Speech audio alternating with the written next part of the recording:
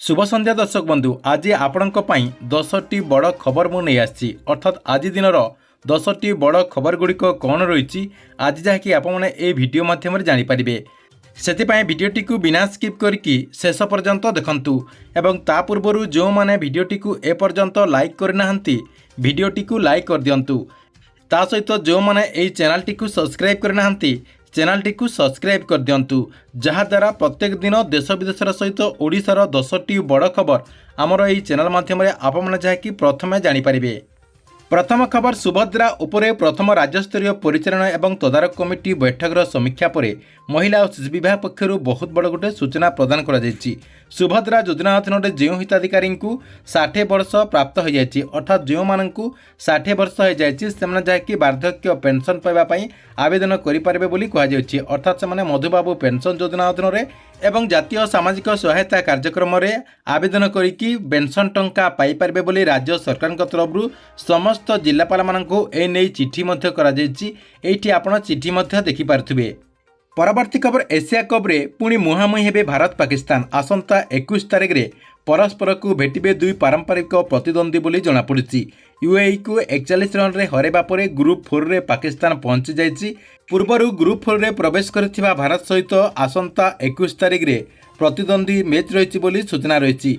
परवर्ती खबर डीजे को नहीं परिवहन मंत्री बहुत बड़ गोटे चेतावनी देछंती एवं से कहिसंती जे नियम भितर न रहिले देबाक पड़िबो जरिमाना 1 वर्ष जाए जेल दंड मध्य होई पारे बोली जाकि से कहिसंती। या सहित माननीय मंत्री कहिसंती जे डीजे को नहीं ए जो नियम करा जायछि एई नियमटी सबुदिन पई रहिबो पंजीकरण सहित फिटनेस रद्द करा जिवो बोली मध्य कहिसंती। जदि आपण जदि ए जो नियमटी करा जायछि एई नियमटी को जदि उल्लंघन करूछंती आपणकर जो पंजीकरण सर्टिफिकेट रही सहित फिटनेस जो सर्टिफिकेट रही से सर्टिफिकेट टी को रद्द करा जिवो अर्थात आपणकर जो डीजे गाड़ी रही से डीजे गाड़ी को जदि मॉडिफाई करिसंती किंबा उच्च साउंड रे आपण मन जदि डीजे बजाउचंती सेही क्षेत्र रे आपणकर सबकिछि जहाँकि रद्द करा जिवो एवं आपण माने जेल दंड मध्य भोगी पारिबे बोली माननीय मंत्री जहाँकि चेतावनी दैछंती। परवर्ती खबर माननीय प्रधानमंत्री नरेंद्र मोदी 17 सेप्टेम्बर 2 अक्टोबर पर्यंत आयोजित होतिबा सुस्थ नारी सशक्त परिवार राष्ट्रीय अभियान को शुभारंभ करछंती। भुवनेश्वर स्थित इटको प्रदर्शनी पड़िया आयोजित यह अभियान राज्यस्तरीय कार्यक्रम में माननीय राज्यपाल एवं वरिष्ठ नेतृवृंदों सहित माननीय मुख्यमंत्री मोहन चरण माझी उपस्थिति में यह कार्यक्रम को शुभारंभ कर सूचना रही। परवर्ती खबर कनेस्टेबल शुभमित्रा साहू हत्या घटना को नहीं बहुत बड़ा गोटे रोचक तथ्य जहाँकि एवं जानवाक मिली। माटी तलु बाहरी मृतदेह अखा भितर बंधा जाइथिबा अवस्था मृतदेह को उद्धार कर घटगाँ स्थित जंगल भितर जेसीबी माध्यम जहाँकि मृतदेह को बाहर कर अपडेट होती। मजिस्ट्रेट उपस्थिति में माटी तलु जहाँकि जेसीबी माध्यम माटी खोलिकी बाहर कर अभियुक्त दीपक राउत को रिक्रिएशन कर सूचना मिली। दीपक मारिथिबा नहीं मानविकता पर माटी तलु जहाँकि बाहर कर मृतदेह को दीपक पुलिस कनेस्टेबल होते चतुरता आपणाई सूचना मिली किंतु निजे पुलिस होगी जहाँकि शेष में पुलिस हाथ में फसी जाइए अपडेट रही।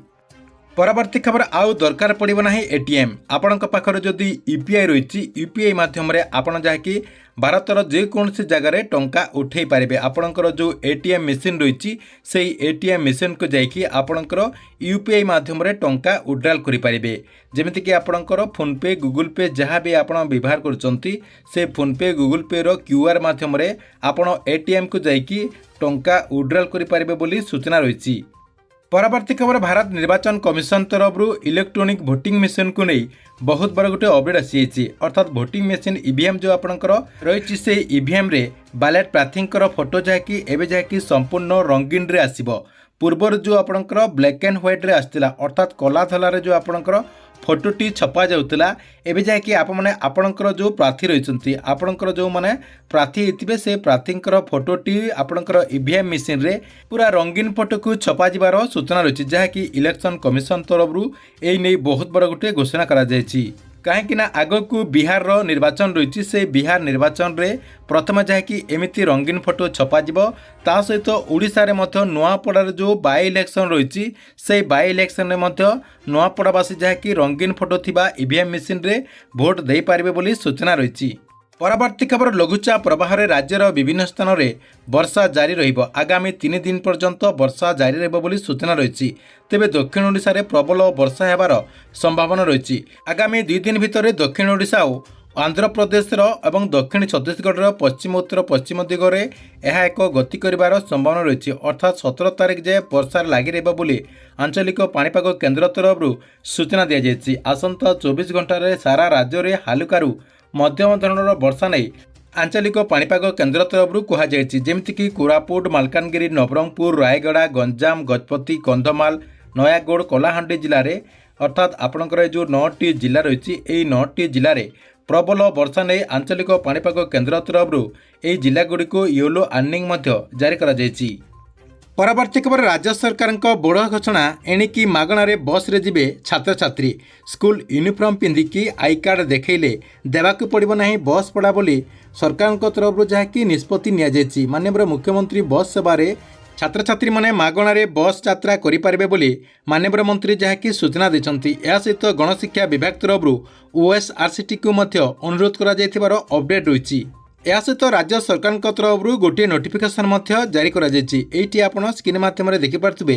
ଏହି ନୋଟିଫିକେସନ୍ରେ ମଧ୍ୟ ସିଧାସଳଖ ଲେଖା ହେଇଛି ଯେ ଯେଉଁ ଛାତ୍ରଛାତ୍ରୀମାନେ ମୁଖ୍ୟମନ୍ତ୍ରୀ ବସ୍ ସେବାରେ ଯାତାୟାତ କରିବେ ସେମାନଙ୍କୁ ଯାହାକି ID କାର୍ଡ଼ ଦେଖାଇବା ପାଇଁ ପଡ଼ିବ, ଯାହାଦ୍ୱାରା ସେମାନେ ମାଗଣାରେ ଯାତାୟାତ କରିପାରିବେ ବୋଲି ଅପଡେଟ୍ ରହିଛି। ପରବର୍ତ୍ତୀ ଖବର ଦୁର୍ଗାପୂଜା ଅବସରରେ ରାଜ୍ୟ ସରକାର ଏକ ବହୁତ ବଡ଼ ନିଷ୍ପତ୍ତି ନେବାକୁ ଯାଉଛନ୍ତି। ପ୍ରାଚୀନ ଦୁର୍ଗାପୂଜା ମେଳାକୁ ଆର୍ଥିକ ପ୍ରୋତ୍ସାହନ ଦେବା ପାଇଁ ସରକାରଙ୍କ ତରଫରୁ ପ୍ରକ୍ରିୟା ଆରମ୍ଭ କରାଯାଇଛି। ଓଡ଼ିଆ ଭାଷା ସାହିତ୍ୟ ସଂସ୍କୃତି ବିଭାଗ ପକ୍ଷରୁ ଏ ସଂକ୍ରାନ୍ତରେ 2-3 ଦିନ ଯାହାକି ପର୍ଯ୍ୟାୟକ୍ରମେ ଆଲୋଚନା ମଧ୍ୟ କରାଯାଇଛି। କିନ୍ତୁ ସରକାରଙ୍କ ତରଫରୁ ସବୁ ମେଳାକୁ ଏହି ଆର୍ଥିକ ସହାୟତା ରାଶି ଦିଆଯିବ ନାହିଁ ବୋଲି ଅପଡେଟ୍ ହୋଇଛି। ଯେଉଁ ମେଢ଼ ଯାହାକି 100 ବର୍ଷରୁ ଅଧିକ ପ୍ରାଚୀନ ହୋଇଥିବ ସେମାନଙ୍କୁ ଯାହାକି ସରକାରଙ୍କ ତରଫରୁ 1 ଲକ୍ଷ ଟଙ୍କାର ପ୍ରୋତ୍ସାହନ ରାଶି ଦିଆଯିବ ଏବଂ 75 ବର୍ଷରୁ ଅଧିକ ମେଢ଼କୁ 75,000 ଟଙ୍କା ଦିଆଯିବ ଏବଂ 50 ବର୍ଷରୁ ଅଧିକ ମେଢ଼କୁ 50,000 ଟଙ୍କା ଦିଆଯିବ। ଏହି 3ଟି ବର୍ଗର ମେଢ଼କୁ ଯାହାକି ସରକାରଙ୍କ ତରଫରୁ ତାଲିକା ପ୍ରସ୍ତୁତି କରାଯିବ ଏବଂ ଏମାନଙ୍କୁ ସରକାରଙ୍କ ତରଫରୁ ଟଙ୍କା ଦିଆଯିବ ବୋଲି ସୂଚନା ଦିଆଯାଇଛି। ଏଥିପାଇଁ ରାଜ୍ୟର ସମସ୍ତ ଜିଲ୍ଲାପାଳମାନଙ୍କୁ ଓଡ଼ିଆ ଭାଷା ସାହିତ୍ୟ ସଂସ୍କୃତି ବିଭାଗର ଶାସନ ସଚିବ ଚିଠି ମଧ୍ୟ ଲେଖିଛନ୍ତି। ଆସନ୍ତା 2 ଦିନ ଭିତରେ ଏହି ତାଲିକାକୁ ପ୍ରସ୍ତୁତ କରିକି ବିଭାଗକୁ ପଠାଇବା ପାଇଁ ମଧ୍ୟ ସେ ଯାହାକି ପରାମର୍ଶ ଦେଇଛନ୍ତି। ତେବେ ଯଦି କୌଣସି ଜିଲ୍ଲାରେ 50ରୁ ଅଧିକ ବର୍ଷର ପୁରୁଣା ମେଢ଼ ଥିବ ସେମାନଙ୍କର ଗୋଟିଏ ଲିଷ୍ଟ କରିବା ପାଇଁ ପ୍ରଶାସନ ପକ୍ଷରୁ ଯାହାକି ଦାୟିତ୍ୱ ଦିଆଯାଇଛି। ଠିକ୍ ଅଛି, ଏ ଥିଲା ଆପଣଙ୍କ ପାଇଁ ଆଜି ଦିନର 10ଟି ବଡ଼ ଖବର। ଆପଣଙ୍କୁ ଏହି ଭିଡ଼ିଓଟି କେମିତି ଲାଗିଲା କମେଣ୍ଟ ବକ୍ସରେ ନିଶ୍ଚୟ ଗୋଟେ କମେଣ୍ଟ କରନ୍ତୁ ଏବଂ ପ୍ରତ୍ୟେକ ଦିନ ଏମିତି ଦେଶ ବିଦେଶର ସହିତ ଓଡ଼ିଶାର ବଡ଼ ବଡ଼ ଖବରଗୁଡ଼ିକ ଜାଣିବା ପାଇଁ ଚାହୁଁଥିଲେ ଆମର এই ଯେଉଁ ଚ୍ୟାନେଲ୍ ରହିଛି ଏହି ଚ୍ୟାନେଲ୍ଟିକୁ ସବସ୍କ୍ରାଇବ୍ କରିକି ରେଗୁଲାର ଦେଖୁଥାନ୍ତୁ।